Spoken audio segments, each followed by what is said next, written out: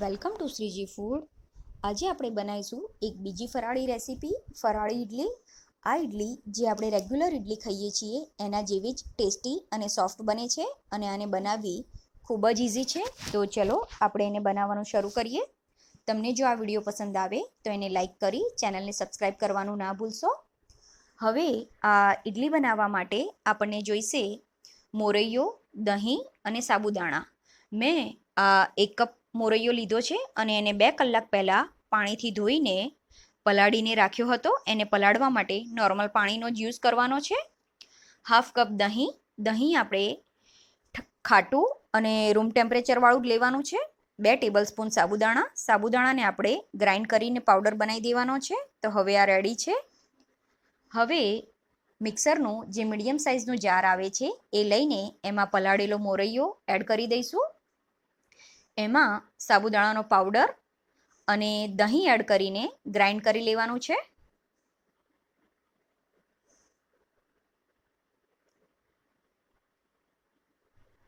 આ ગ્રાઇન્ડ થઈને રેડી છે. આપણે આનું ખીરું આવું થીક રાખવાનું છે, પણ જો તમારાથી ખીરું પાતળું થઈ જાય તો સાબુદાણાનો પાવડર થોડો એડ કરી શકો છો. હવે આ ખીરું રેડી છે. હવે એની સાથે આપણને જોઈશે મીઠું, મરી પાવડર ઓપ્શનલ છે, 1/4 ટીસ્પૂન બેકિંગ સોડા.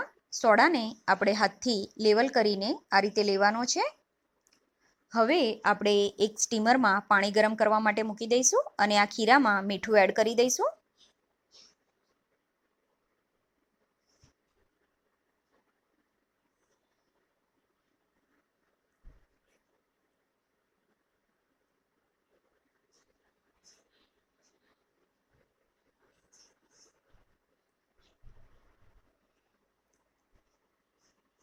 હવે આપણે ઇડલીના મોલ્ડને પણ તેલથી ગ્રીસ કરી દઈશું.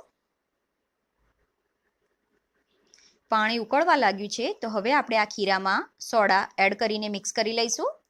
સોડા એડ કરીને આ ખીરાને એક જ સાઈડ હલાવવાનું છે.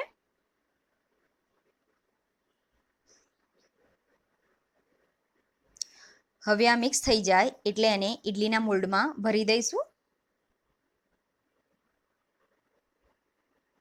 હવે આના ઉપર થોડો મરી પાવડર સ્પ્રિંકલ કરી દઈશું. તમે ચાહો તો પ્લેન ઇડલી પણ બનાવી શકો છો. હવે આને સ્ટીમરમાં મૂકીને હાઈ ફ્લેમ ઉપર 10 મિનિટ માટે સ્ટીમ કરી લઈશું.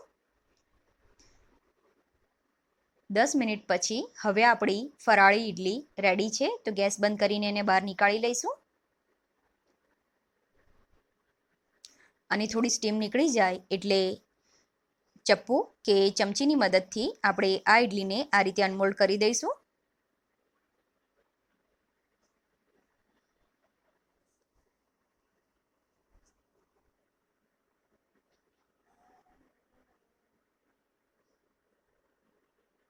હવે આને એક સર્વિંગ પ્લેટમાં લઈ લઈશું. હવે આપણી ફરાળી ઇડલી સર્વિંગ માટે રેડી છે.